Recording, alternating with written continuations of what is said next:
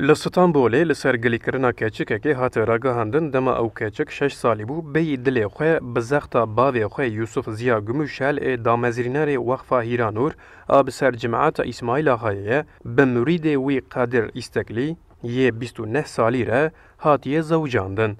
Ew bûyer li nava civaka Tirkiyeyê bû sedema nerazîbûnên mezin.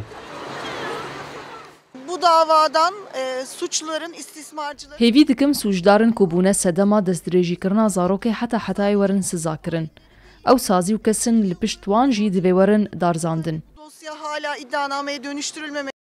Li gorî gotina keçikê piştî bavê wê ew şandiye ba murîdê wî her roj hatiye istismar kirin. Müvekkilim bugün katılmadı çünkü koruma... Muwekkila min beşdarî dozê nebû ji ber bûyera guhatiye serê wê derûniya wê têk çûye û niha di parastina Wezareta Malbatê de ye. Ji bo sûcdar neyên berdan ji hêla hiqûqî ve çi ji destê me bê em ê bikin.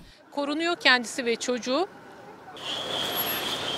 Derbarê bav û murîdê wî de ji hêla serdozgeriya Komarî ya Anadoliyê ve kanûna borî iddianame hate amadekirin. Bi tometa îstismarkirina cinsî ya sîstematîk derbarê dê û bavê keçikê de 22 sal û 6 meh, derbarê îstekliyê murîd de jî 67 sal û 10 meh û 15 roj cezaya zindanê têxastin.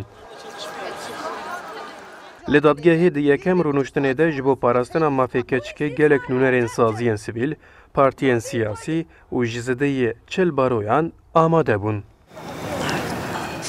Eğer bugün istismarcılar da... Eger kesên destdirêjiya zarokan û jinan dikin bi awayekî giran tên sizakirin, bûyerên destdirêjiyên zêde bibin. Kesên vê dozê weke neyarên musulmanan destnîşan dikin, bila bizanin em jî musulmanin û em ê bêdeng nemînin. Devam edeceğiz. Gelek endamên cemaeta İsmaîl Axa jî li ber dadgehê kom bûn û daxwaza berdana Gümüşelê damezrînerê Wexfa Hîranûr kirin.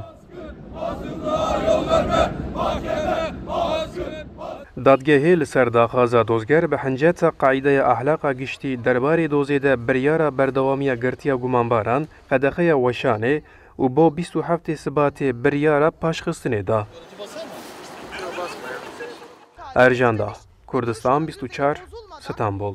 Duruşmanın takibi sağlanmıştır. Mahkeme heyeti tarafından savcılık mütalası doğrultusunda...